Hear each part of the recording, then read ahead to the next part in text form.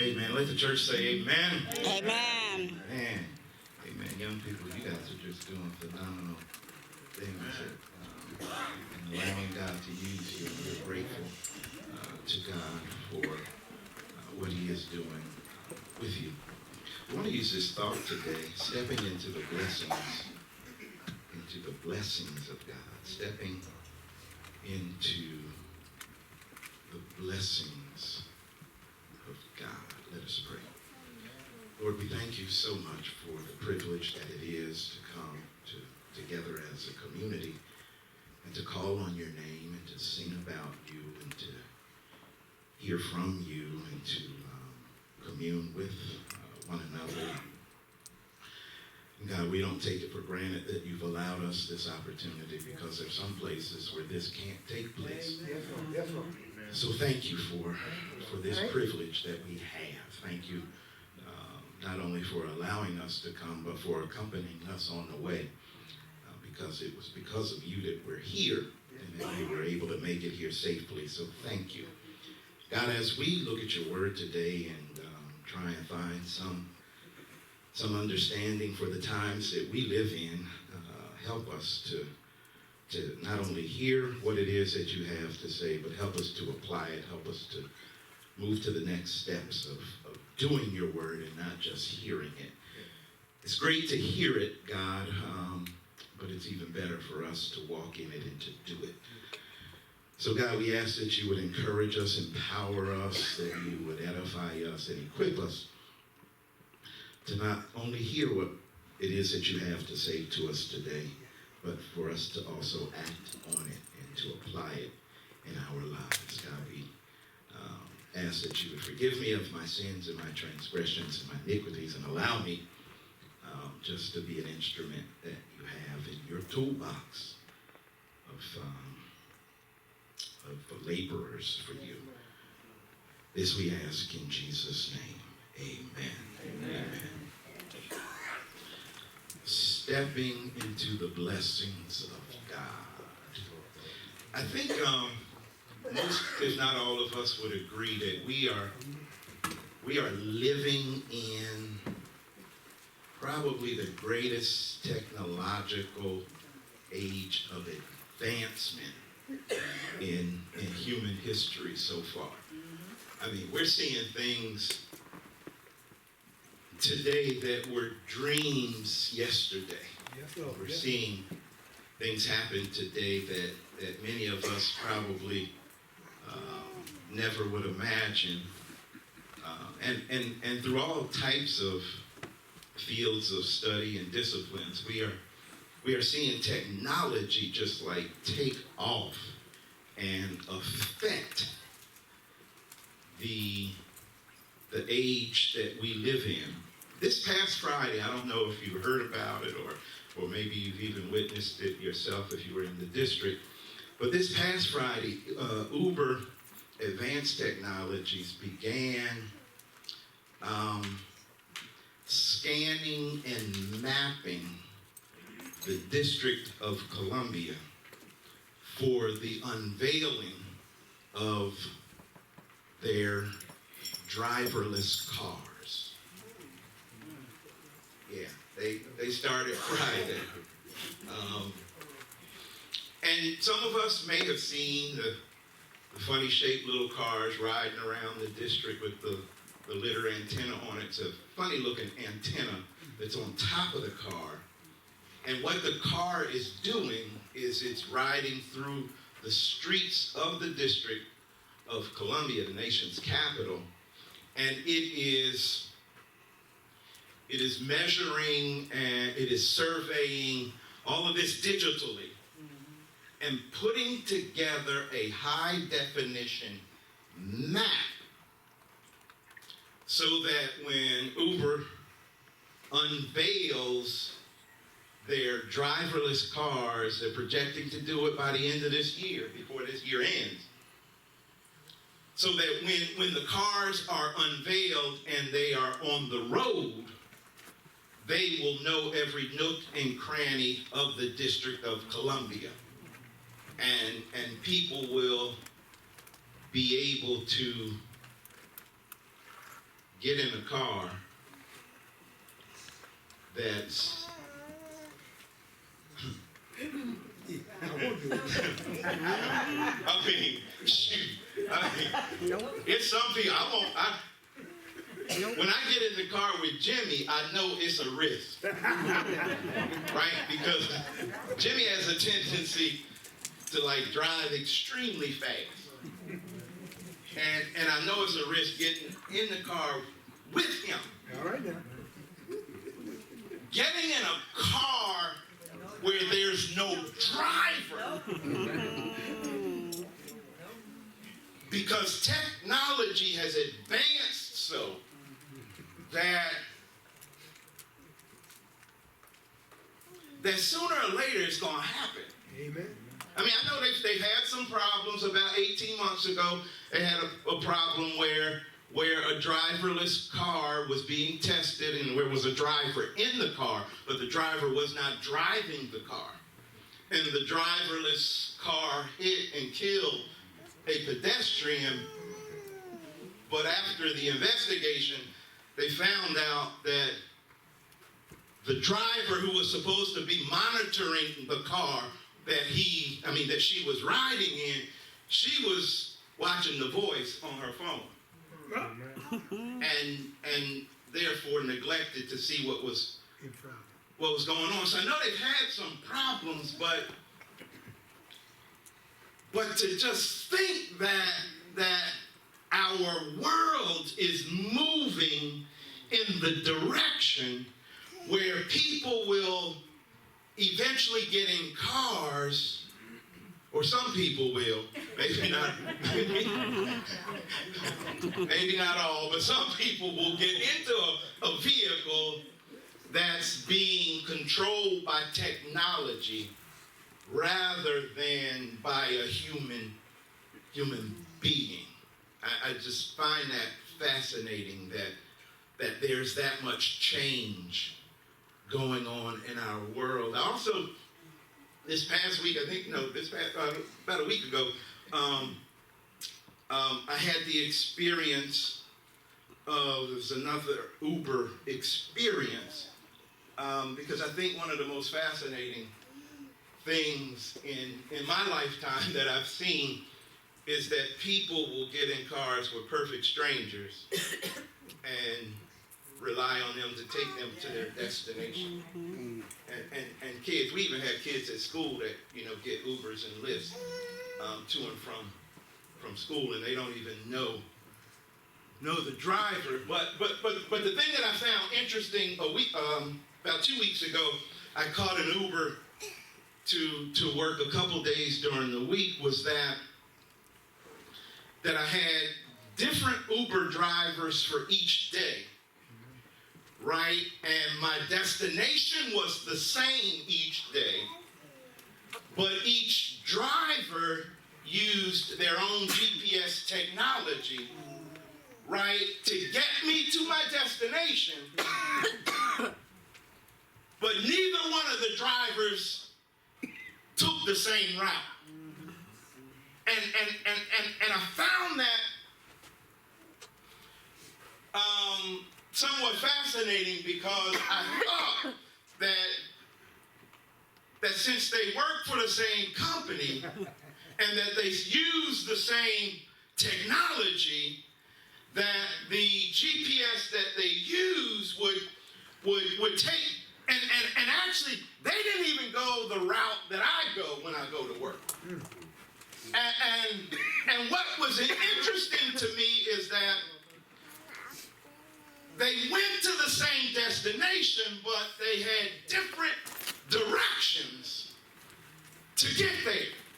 They were heading to the same place, but each one took a different route to get to the same destination.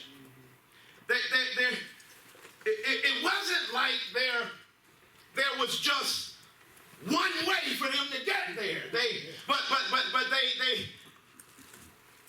each took a different route, and therefore the scenery on each route was different. And I thought to myself, as I was riding the last day and sitting in the back seat riding, I thought about it like we can use GPS technology to get us where it is that we're desiring to go and to reach our destinations. And we can do that with our automobiles, but how do we do it in our lives? How do we know when we're heading in the right direction? How do we know when we're traveling the right road of life? How do we know when I know where my destiny is and where I'm trying to go? How do I know when I'm on the right road? How do I know when I'm taking my spiritual walk with God? How do I know that I'm traveling in the right direction? How do I know that my steps are the steps that are needed in order for me to get where it is that I believe I'm supposed to be going? Because sometimes when we look at other people's lives and they may be heading somewhere, their directions may not be the same as our directions. So how do I know when I can use technology from automobile and for driving and for traveling? But how do you know when you're traveling on the right road of life? Because sometimes, I don't know if you've ever been there, you can find yourself on a road in life and wonder, how did I get here? Amen. How did this happen? I started out in what I thought was the right direction, but now here I am. I've must have. Who was that said I must have made a wrong turn back there somewhere? God, who said that? Who? Erica? Yeah. Erica said I must have made a wrong turn back there somewhere. How do I get to? How do I know when I'm stepping in the right direction? The Israelites they're on a journey. They've come out of Egyptian bondage, right? But they have to travel to a destination. And they have to walk with God. They have to have this encounter with God so that they can make it to the land of Canaan, the promised land, so they could make it to their destination. But there were some things that God wanted them to do to help serve as mile markers for them, to help them see that they're traveling on the right road. So we want to look at how they step out of bondage and into blessing. How do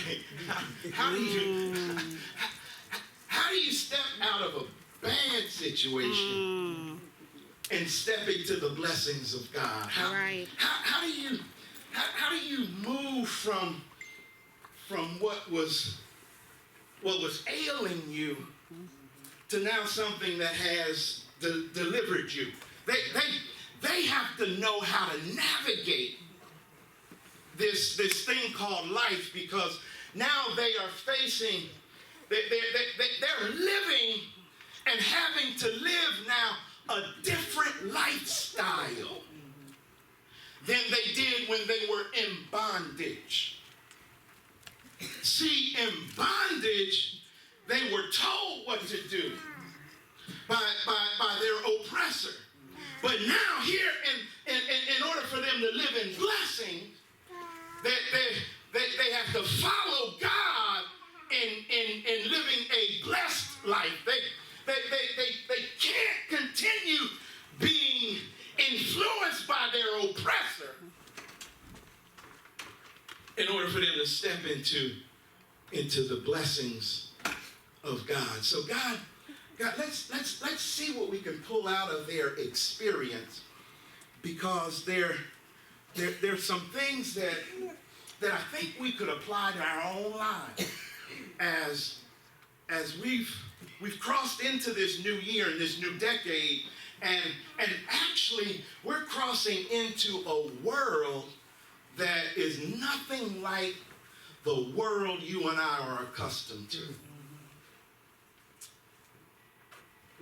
crossing into now a space where it's different than what you and I have come up under. Mm-hmm.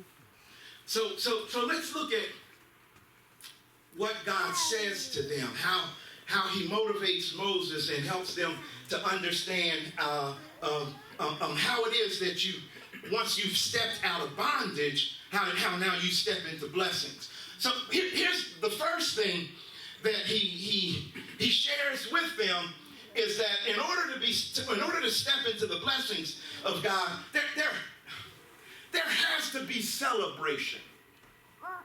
Celebration of the resources that God has blessed you with.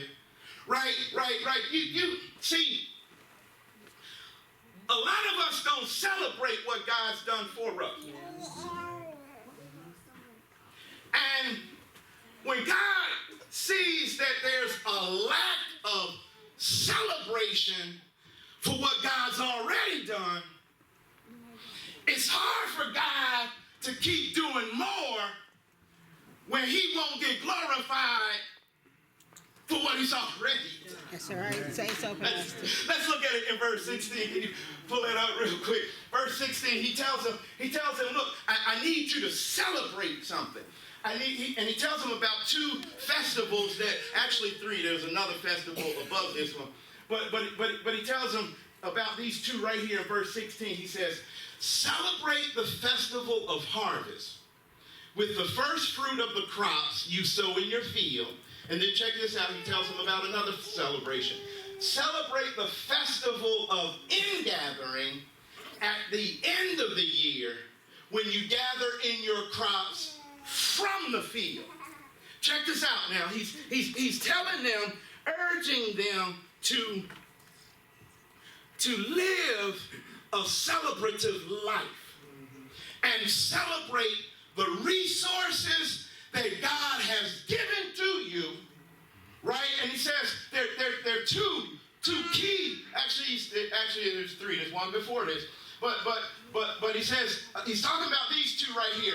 The festival of harvest, with bringing your first fruit of your crops that you sow in your field, and then the festival of ingathering. And he says, do this at the end of the year when you gather in your crops from your field. In other words, what God is showing them and urging them to do is to shift their way of thinking about the resources God gives them. Remember, they've grown up in oppression. Whatever Pharaoh said you could have, that's all you can have. Pharaoh fed them. Oh, God. Pharaoh monitored and managed what it is that they were allowed to have. God wants them to shift their thinking and understand something. It's me who provides for you. Yeah. Listen, they have to go from being oppressed by the Egyptians and saying, look, this is what you can have, this much. This is how much you can have. This is all you can have. I need you to make bricks and stuff without straw. Yeah.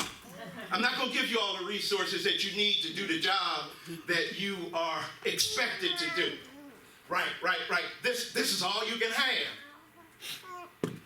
They come out of that, and now they have to shift their thinking. And I know, change is hard as I don't know what. I know change is hard. Yes, sir. Changing the way we think, our habits, the things that we are accustomed to doing are different. That's difficult. Change is difficult. I admit that. And if we were honest with ourselves, we would admit it too, that changing is challenging. But change is the only other than God, the only certain thing that's going to happen in your humanity, change. You don't believe me? Look at your body. It changed. I don't care how young you are. Doesn't matter how old you are. There's some things that you used to be able to do that changed. Right? There's some. Look at your mind. There's some things that you used to think one way about that have changed. So the challenge for them is to now learn how to not depend on the resources that Pharaoh gives them, but take the resources that God has blessed them with and now commit them to God. I know that's hard. That's difficult to see that the resources you have, I don't care where you work, I don't care if you're on fixed income, whatever it is, the resources you have come from him. And this is what he says. I want you to celebrate that. And he says, celebrate by, in the beginning of the harvest season, bring me a first fruit of your crops. Right? Bring me a first fruit of your resources. Watch this. And then at the end of the year, check this out. You'll even have more stuff to gather. Amen. All right. It's going to be tight, but it's right. Some of us suffer here because we don't mess around there. And we wonder over and over and over again, how come ends won't meet? Because we got to learn how to celebrate what he's giving me. I don't care if he's giving me $1, I got to celebrate it. Right. Or whether I'm making $1,000 a week, I need to celebrate it. It doesn't matter whether I'm making $100,000 a year, I need to celebrate it. Or if I'm making $10,000 a year, I need to celebrate it by bringing him a first fruit offering. Amen. And saying, God, I just need to make sure that you will take care of the rest of the year. Amen. So that at the end of the year, I still have crops to gather. How we manage or mismanage our resources says a whole lot about how we think about God. See, if you continue to think that whoever it is, the president, the owner, or whatever that signs that paycheck, that's the one you work for, guess what? When they don't treat you right, you'll have an attitude with them. But when you understand that I ultimately work for God and this just happens to be my place of employment,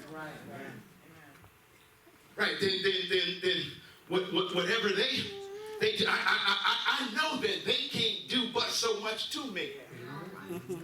So celebration of my resources helps me step into the blessings of God. But when I just keep holding on to my stuff, thinking it's my stuff, it's hard for God to put anything else in my hand when my hand's closed. And it kind of looks like this. He's trying. But my hand's closed. Preach, Pastor. Right? He can't. Because he's not going to force open my hand. But when I understand that I celebrate what I don't know, and it doesn't matter how much it is.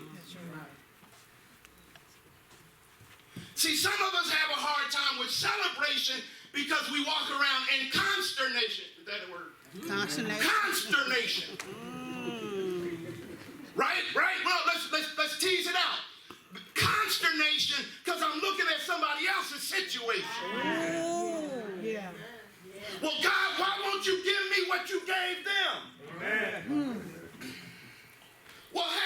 don't celebrate what you have.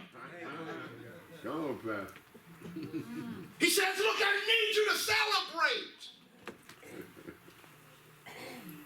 Walk around mad at somebody else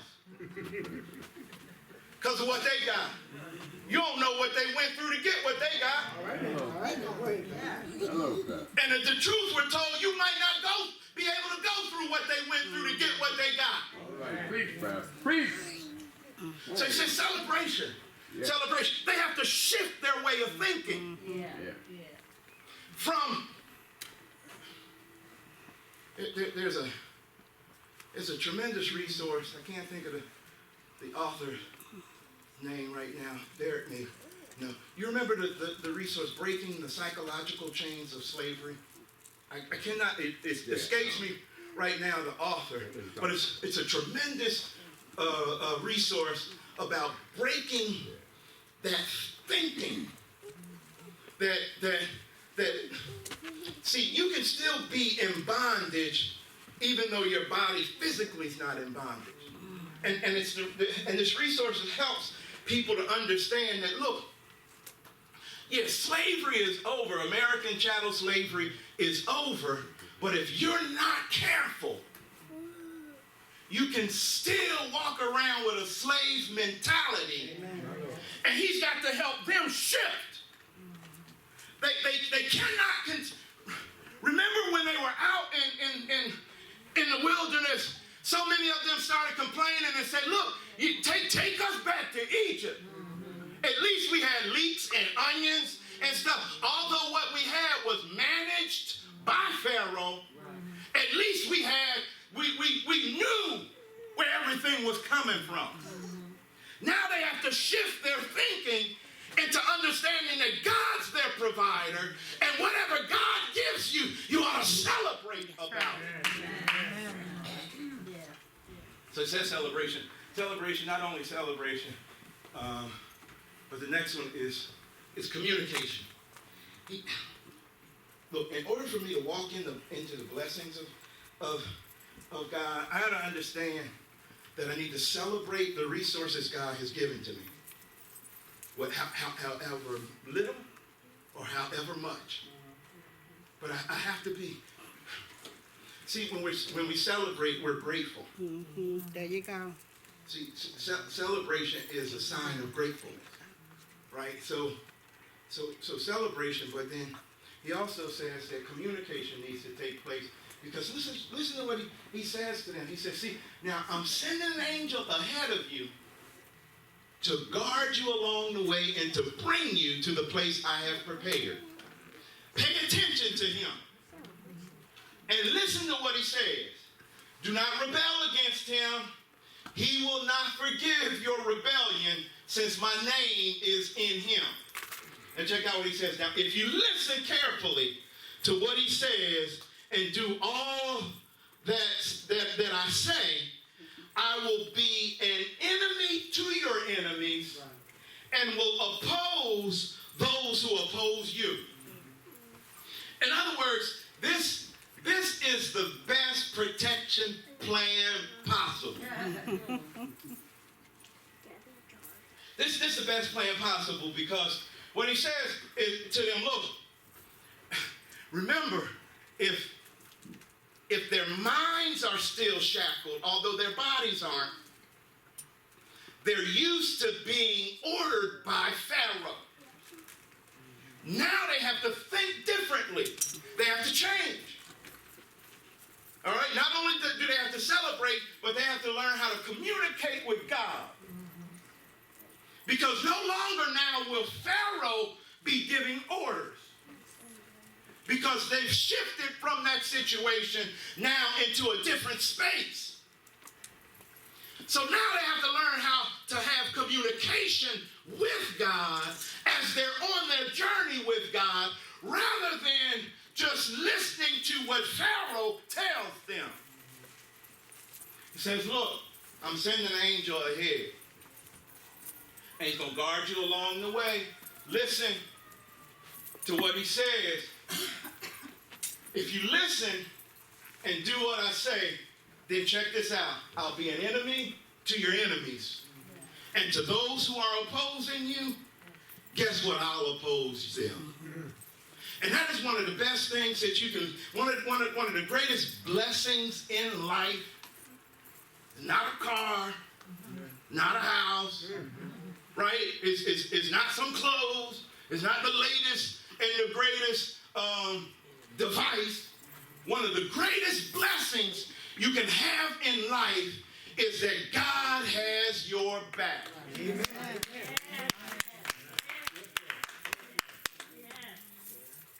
And has your back so much so until those who are your enemies become his enemies. That's right. God Almighty. Those who oppose. Check it out. He's not saying those that are my enemies. He's saying those who have it out for you will have a problem now with me. Yeah. All right. Yeah.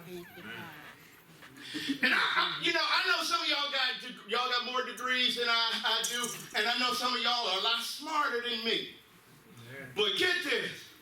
As long as I know I have him fighting for me, I know some of y'all been places where I'll never be able to go. But as long as I have him watching over me, some of y'all have rubbed shoulders with people I'll never ever meet. But as long as I have him watching my back and opposing those who oppose me, as long as I have him fighting against those who are fighting against me, as long as I have him guarding my way and communicating with me all along the way, I'm in a better position than I could ever be off of my ability, off of my education, off of where I live or where I grew up. I'm in a whole lot better situation when God's fighting my battles for me. See, it's communication with him. They have to begin to live a different life. They have to change. God. They have to change their thinking. And some people had a hard time with that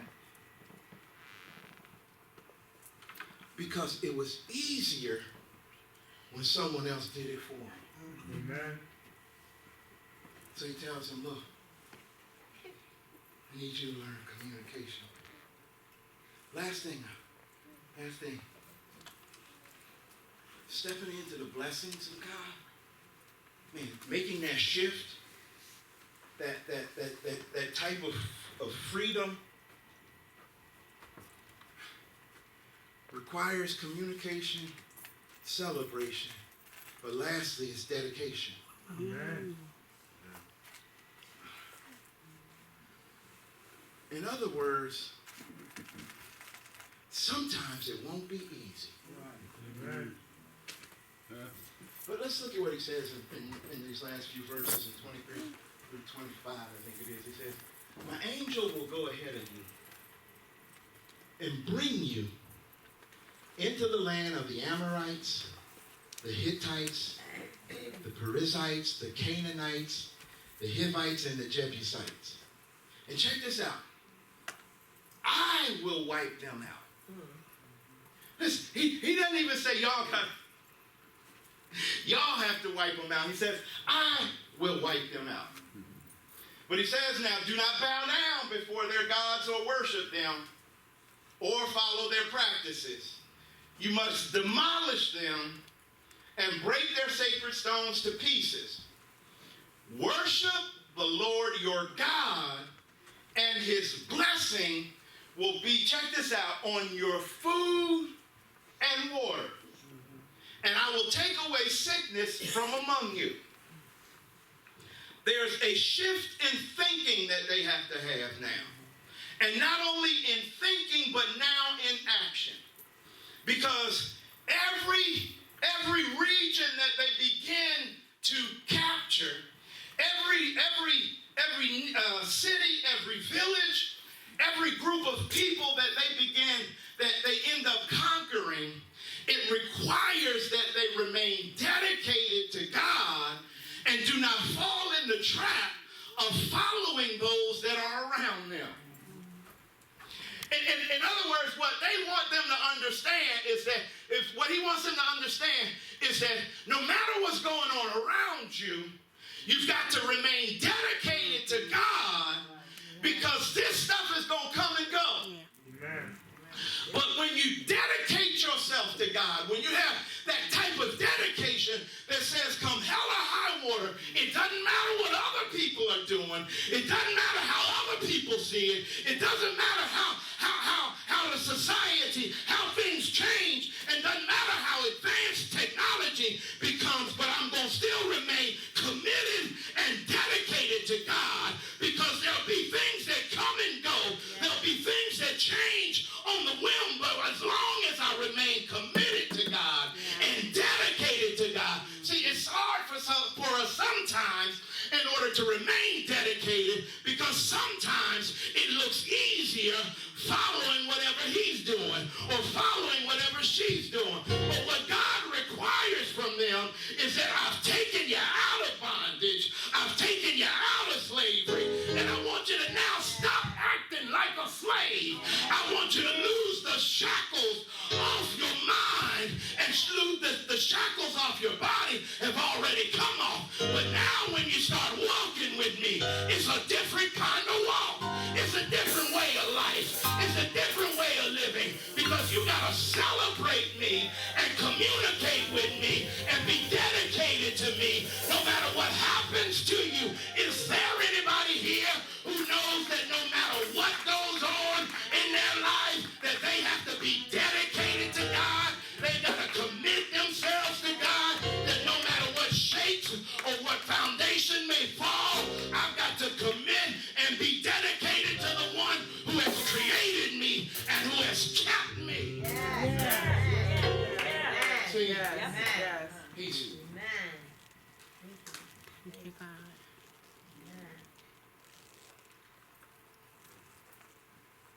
it's a shift.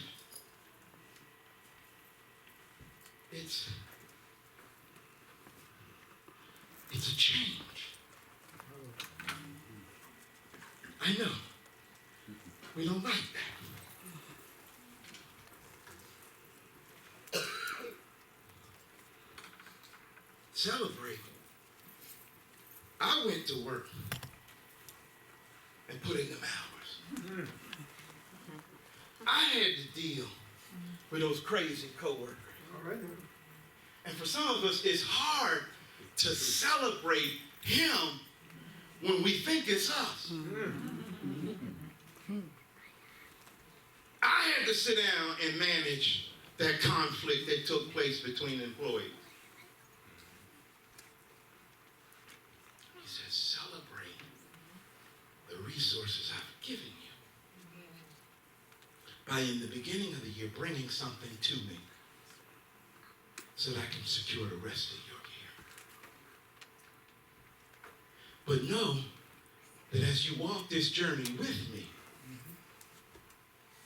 that listen, we gotta communicate.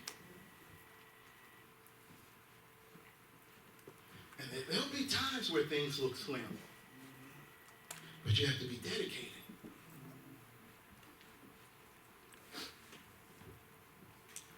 You see,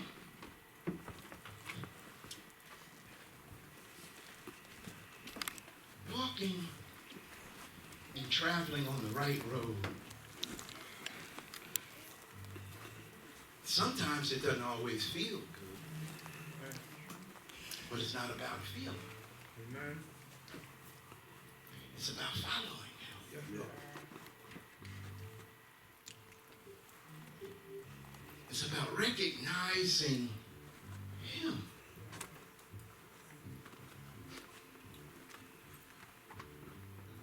They have to now navigate in a world that does not look anything like the world they were used to. in Egypt. Right? In bondage, just that, you know, their living and their lifestyle was one way. In freedom, it's completely different. And now they have to learn how to get used to that. They have to change. You and I live in a world that is nothing like the world we grew up in. And some of us think we can still do what we did 25 years ago, today in this brand new decade.